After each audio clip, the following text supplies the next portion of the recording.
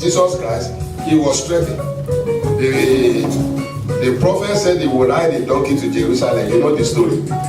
The day he's supposed to ride the donkey, the owner of the donkey did not give it to him. Praise the Lord. He's been walking to Jerusalem. The Bible says only one village separated him from Jerusalem. And Jesus said, now I have to take an action. You know how he got it? He sent two of his disciples. You see an ass and donkey, tethered down, untie the ass. The modern donkey is the mom, ass is the baby, right? Untie the baby, the ass. If anybody asks you, tell him the master has need of it. If prophecy was threatened in the life of Jesus Christ, what about you? Am I talking to you? That's why after the Lord ministers to you, it's good to go to the prayer section. You understand? Say, this is what they say to me. Let us pray about it. Does that make sense? So let's do it that way. So that after we minister to you, you don't just sit down. You understand? By the time we have more people there than here, we can switch. Right? So we'll do it that way. If the people remaining are not as many, the smaller than the people we pray for, then we will switch. So I think the other room can be used. Praise the Lord. That's how it will operate.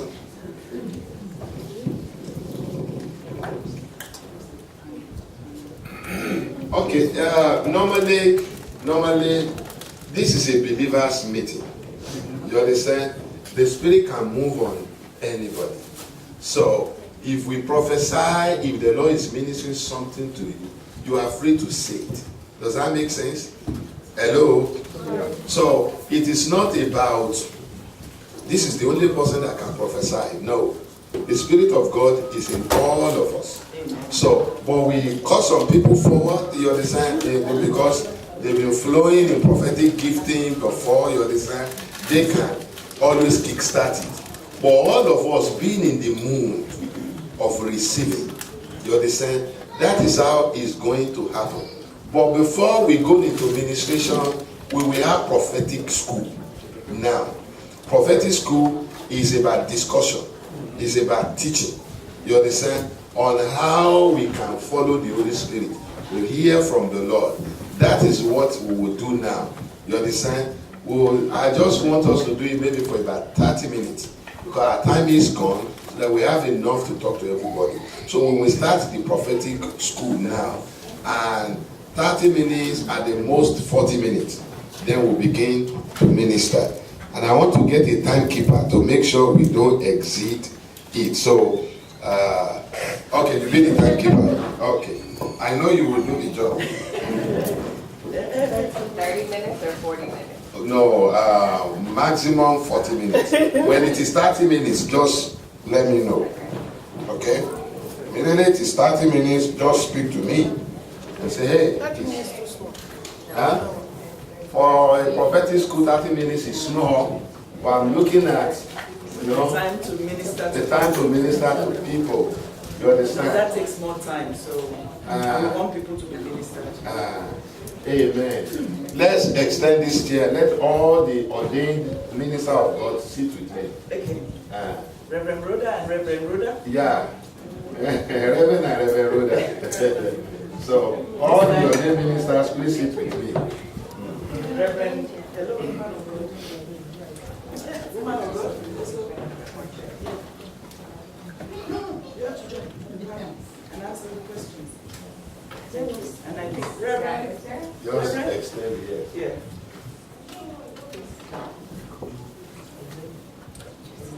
Amen.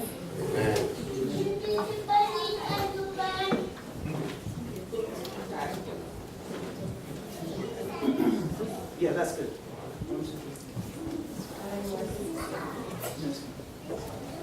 They've been telling me my wife has to be ordained. Yes. I asked them to wait a little bit so that I'll upgrade my own title to Reverend Father. So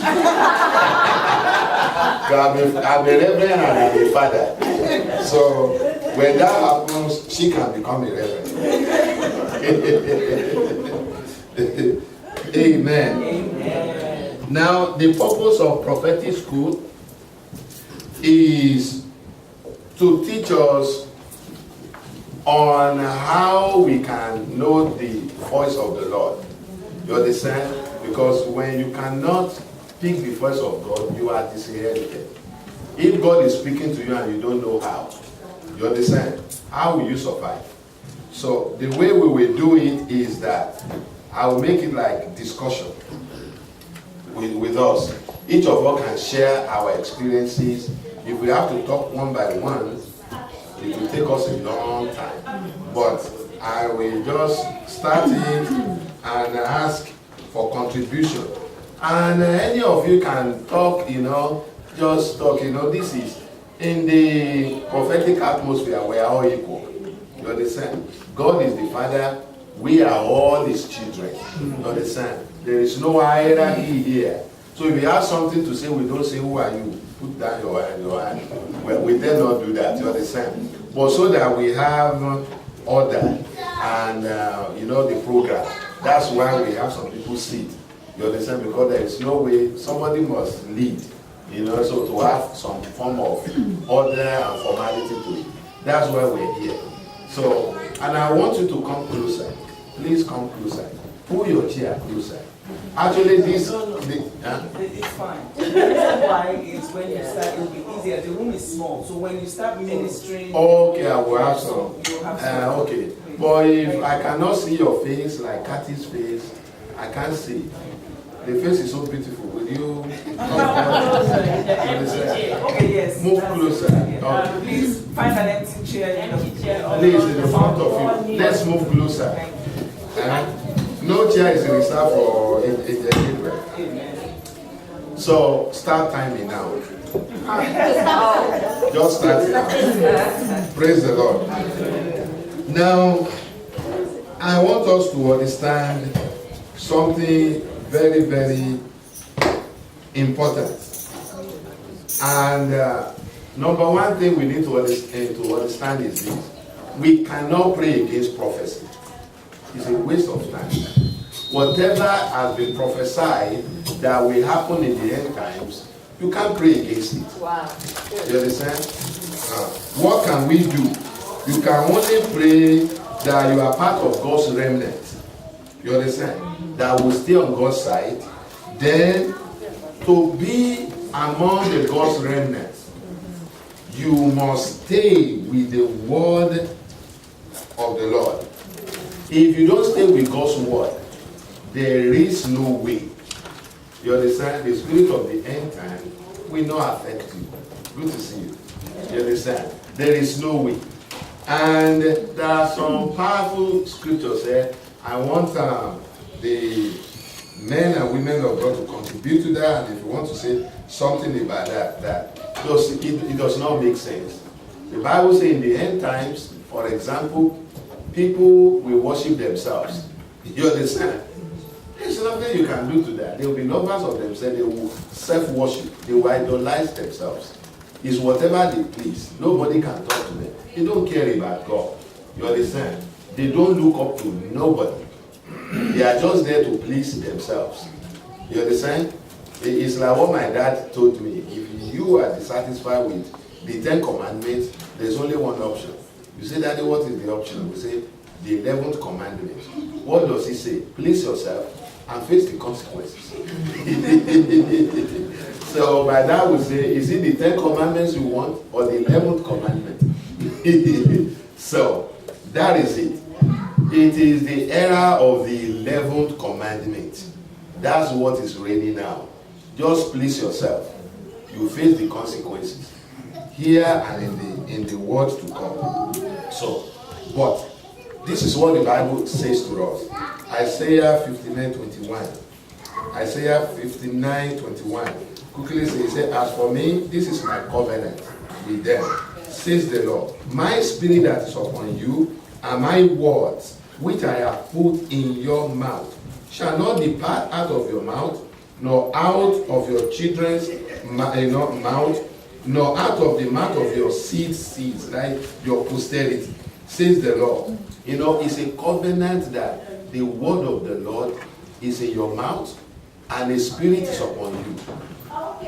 Word is not word until you say it. Word word in your heart is thought. You understand? You have to say it. We need to learn, you understand, the culture of speaking the word of the Lord to our situation. That is what changes things. This universe was created by word. You understand?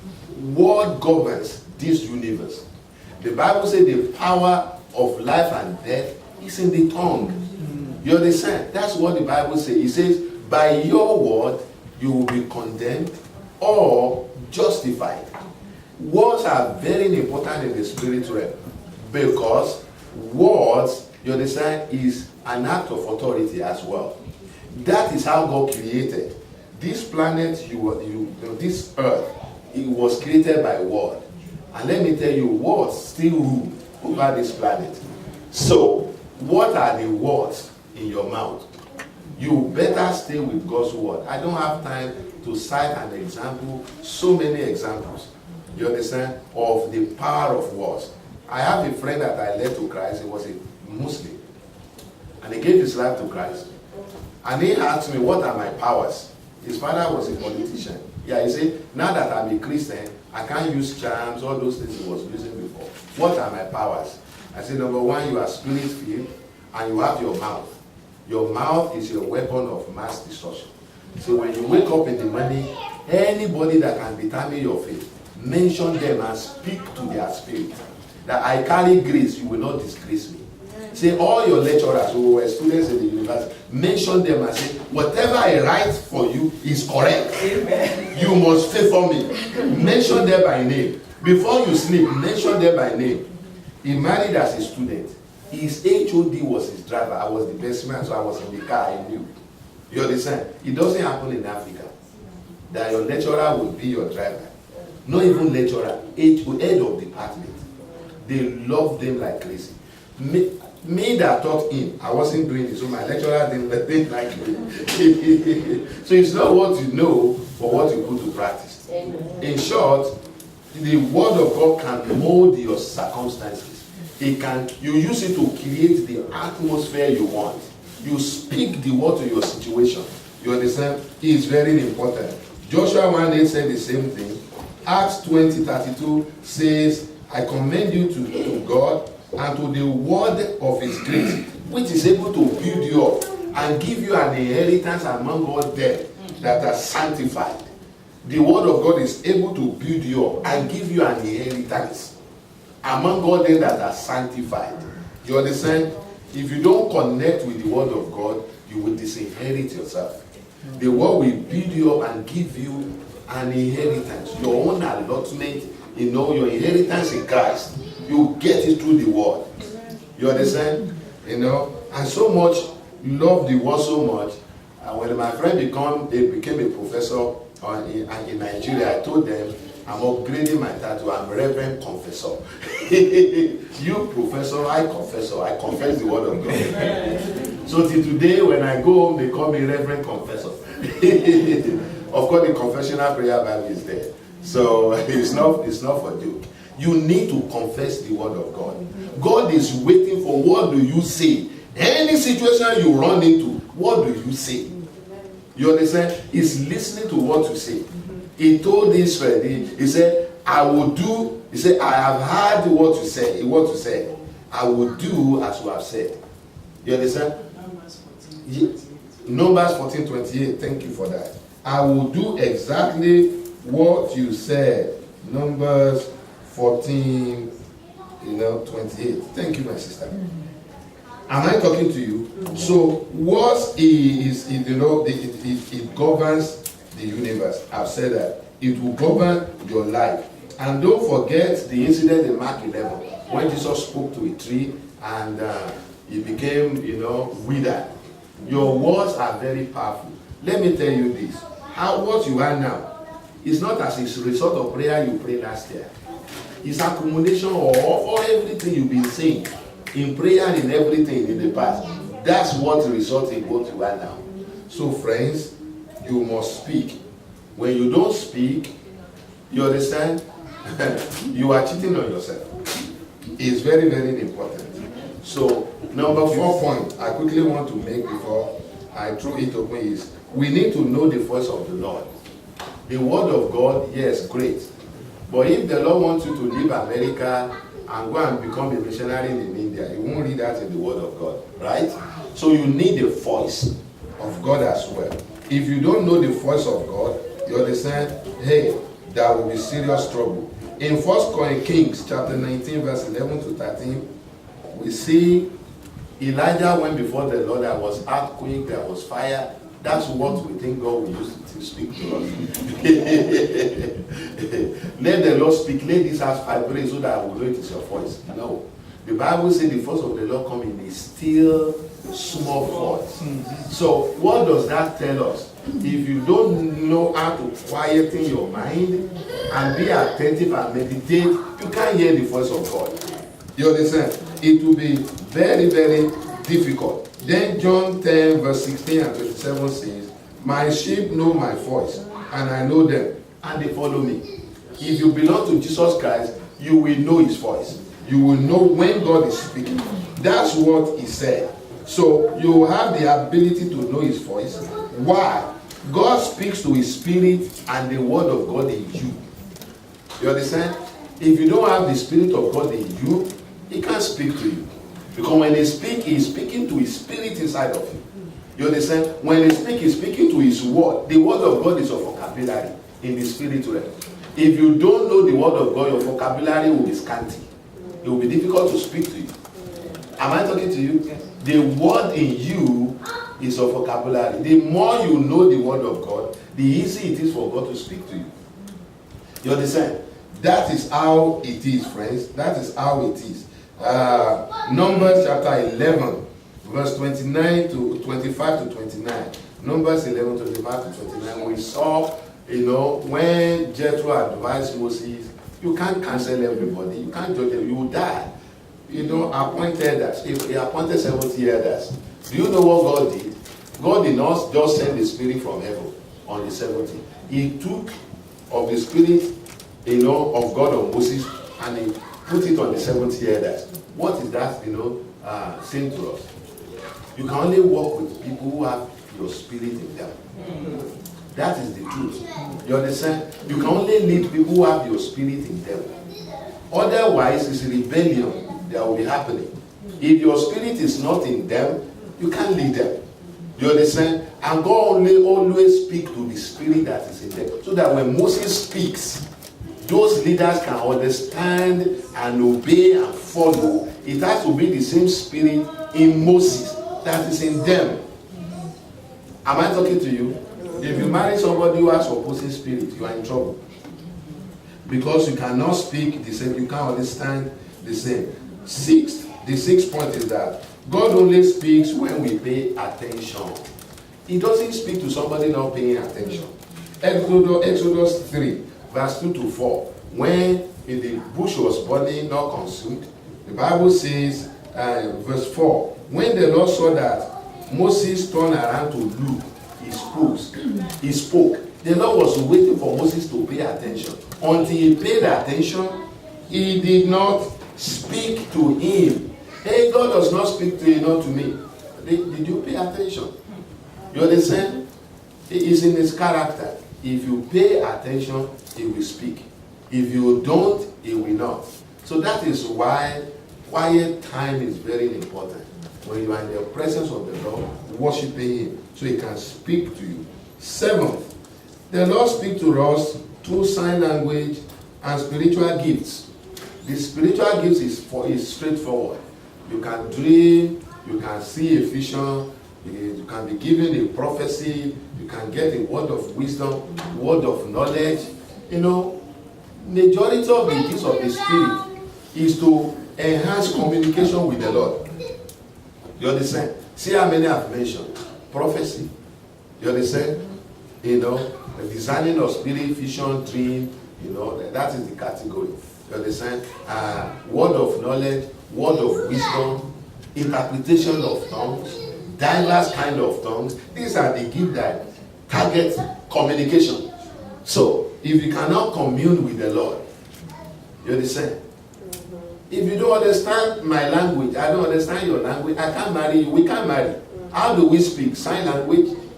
You understand? It's not possible. That's how powerful communication is. You understand? You can only be my friend if you can speak. We can understand at least one language of communication. No matter how much I like you, if we cannot communicate, we can't marry. We cannot be friends. If the relationship is just say, how will you just do like this? You know, I'm greeting you. You understand? That's the best you can get.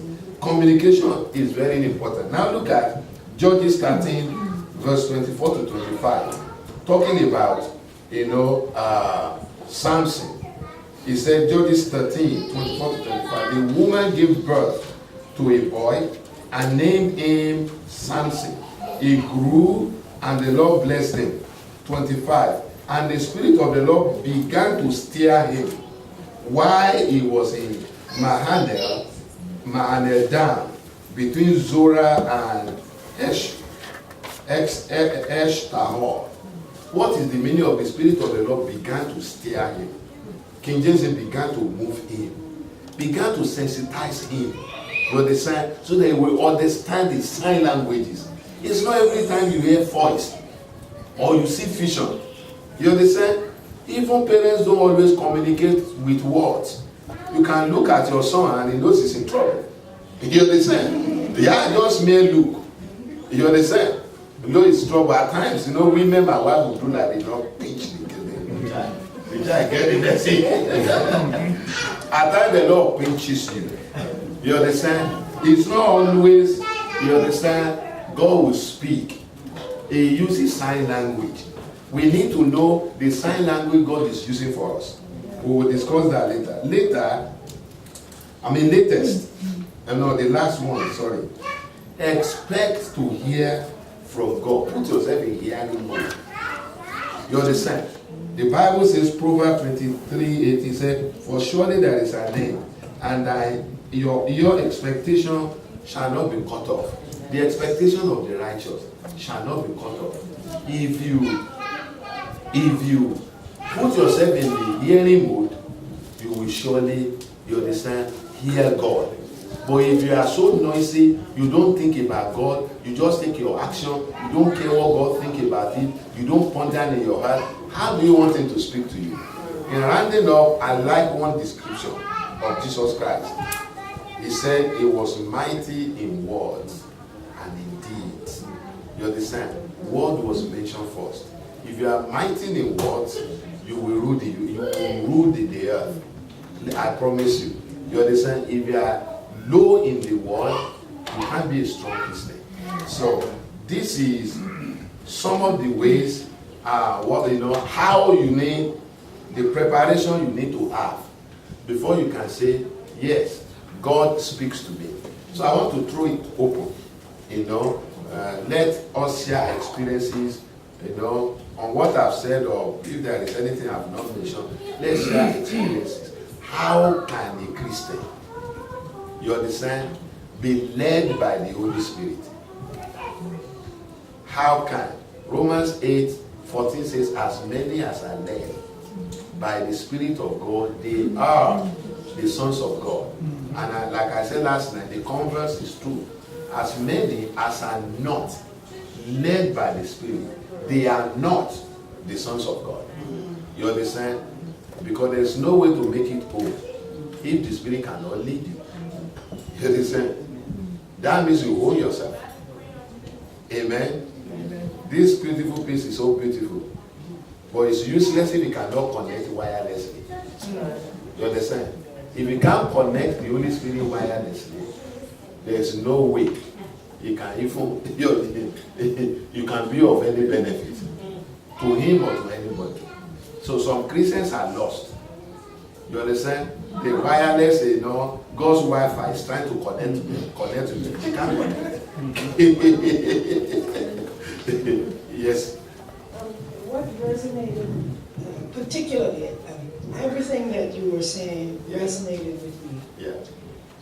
But especially when you talked about communication. Yeah. and the necessity to, if you're going to walk in agreement, you have to understand each other's language. Yeah. You have to be able to talk. Yeah. And even now, as I'm thinking about this, I feel my heart beating faster. Because this is a matter for me right now. Taking it, just looking at the culture, the broader public square. One of the things that disturbs me greatly with where we as a country are now is that it seems that that is something that has been totally lost. Nobody is talking to one another. People are all in their own camp. And even if we're Christians, we are not talking to hear each other. We are talking to be heard. Yeah. We only recognize a voice if it is saying what we are saying. Yeah. And to me, that puts us all in a very dangerous position. Because even as Christians, if we have lost the ability to talk from any perspective other than the one, and in this case, it's pretty much whatever political posture you're in. If we've lost the ability to hear each other beyond that, I feel like we're on a very slippery ground. Yeah. So I'm disturbed by it. I'm very upset about it. And especially when I see it going on among believers. So that really struck me when you talked about that necessity, because if we as Christians cannot hear each other speaking, how can we walk in the Spirit together and see the Spirit move powerfully through us to change our own lives and to help others? So that was my... Yeah, when my sister, don't be disturbed, because it has to happen that way before Jesus comes back. We can only be part of the remnant. You understand? Remember the vision the Lord showed me that I shared yesterday? I saw people in quicksand and they are sinking. You understand? But they don't care because everybody is sinking, they think it's all right. You understand? We are all sinking. That's all they, that's what they think. At the end times, communication will break down. You understand? People will be confused. The only way you create confusion is to break down the communication. Remember the Tower of Babel? That's what happened. God himself said, as long as they have one voice and one purpose, nothing shall be impossible that they have imagined to do. So let's scatter them by proliferating their language. The devil will amplify that. You understand? At the latter end. In fact, I was ministering some time ago. What I saw about America, I was sad. I saw unity between black gangs, white gangs, Latino gangs. All the gangs came together and they were fighting the public. You understand? So the people on the devil's side came together, but the people on God's side cannot come together. You understand? That is very sad. I saw it and I shared it. I said, hey, this is what I saw going to happen in America. You understand? We can't understand. You just notice of recent, it's like communication breaks even within the family. We can't just understand ourselves anymore. You understand? Everybody wants to be heard. Nobody wants to listen. And if you don't believe what I believe, then you are against me. You understand? That's the mood. And it is the devil that is doing it. If that doesn't happen, the Antichrist will not be able to come. You understand? A time will come that people can't think for themselves. They will think in blocks. And that's what we make it. That's the power of the Antichrist. You understand? Once they say, this is what we're doing, then that is the way to do it. If you dissent, no, you're a rebel. That's it. Put that into the, Yes, please. the first thing, what you're talking about is called desocialization. It's the ability to communicate and talk with each other, relate with each other. But in order to break that down, you have to stop communication. Communication isn't just words, it's an interaction with each other. Some of us are old enough to remember, with all due respect, I'm sure you are, as well as I am. Do you remember years and years and years ago, you used to go to the bank, and you could interact with the teller. Good day, how you doing, nice hair, all this kind of stuff. Today you can't do that. They have this real thick bulletproof glass. You can't even talk, you have to talk to a speaker. If you can even do that. So now we got this new invention that's really helped us out. To that desocialization. It's a cell phone. Do you know how many times I watch people and they're walking, shopping, and I go into the supermarket, people walk right into you with their cell phone. People drive right into you with their cell phone. See, we have to, as a human being, to fulfill the prophecy, we have to stop the communication, even though there was an article, I think, in Time magazine several years ago, America is talking, but it's not. What it's referring to is we're constantly using a cell phone, but we're not talking. And now, we've even gone to a newer level. It's called texting. And even a higher level with the texting, because see, the problem is, you don't understand my voice. You don't know if I'm happy or sad, because I'm texting. You don't know the inflections of the words.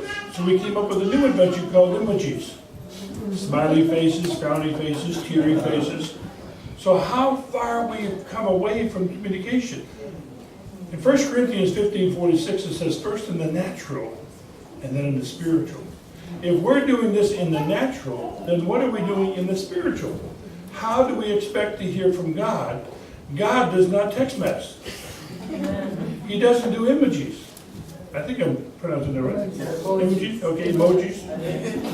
I'm from New York. We do it faster. But see, the whole point is that the transference from that scripture in the natural, what's going on in the spiritual. And now you throw that into the church, and we make it even more confusing.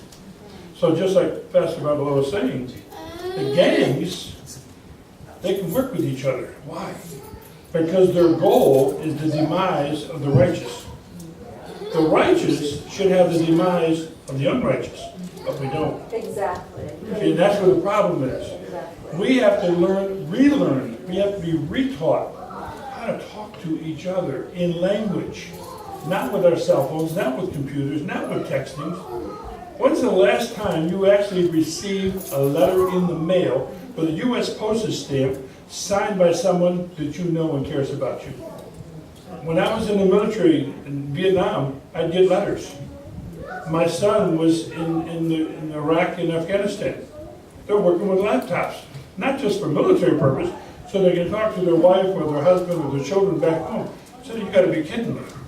We have a timeout from the war. That's how far we've come away from God in our technology. I think a lot of us are expecting the rapture via email. And we're going to miss it. Because if there's a power outage, or if you don't have the internet, you're in trouble. You might be going to hell because of a bad computer. Praise the Lord. So true. Okay, the timekeeper said 10 more minutes. 8 minutes. Huh? No. 11 more minutes. I think we have to extend it a little bit because the prophetic school is very illuminating. Amen. Now, the current generation, the young one, I worry a lot about them. They will sit side by side and they will be texting each other. Is that bad? Oh, you see the Is restaurant that bad? all the time. Are we lying? You go to the restaurant. Yes. Husband and wife sitting there. Yes. And they go, Each other. Yes. Yes, we do that. Yes. People do it. You do that. Yes, your generation do it. I have seen it. They sit side by side and they are talking by texting. Yes. So the power of communication, you know, it has been eroded heavily, and it will affect everything. You understand? By and large, people will think in block, you know, in consensus. Once it is generally believed, then it's okay. If you challenge that, then you are an outcast. You understand? You are in defeat. Then something is wrong with you. And that way, how can everybody just submit to the Antichrist? You understand? That is it. There is no time people don't have their own personal mind, like now. You understand? Now they call it politically correct. We just want to belong. This is what we do. Everybody just does that. Something must be wrong with you if you query that. And you see the so-called liberals. They are the one who will cause riot and broke shops and burn cars. They're supposed to be liberal. You understand? It's not what you should do. Then we know the devil does not actually want free speech. He wants common speech, just common belief. That's what he wants. Amen. Okay. I just want to comment on your point of the power of the word to govern the universe. Yes. You know, that's the most, I think, fundamental conviction that Christians need today in the end time. And I'm concerned that rather than us as a people, Christians, being strengthened in that area, that we are being weakened in that area. I just want to make a couple of observations there. I mean, to me, the fundamental premise is Isaiah 55:11. When the word of God goes out, it does not come back void, but it accomplishes its purpose. To me, that's fundamental. If we have a firm faith in that scripture, then we have the confidence that when we speak the word, it has effect. Now, my observation is that, my family, we were part of a church until very recently, the last 2-3 years, some 20 years, that was very strong in the logos. They knew the word in terms of studying the Bible. Yeah. But on the issue of the rhema, the spoken word, they were as weak. I mean, it just didn't exist.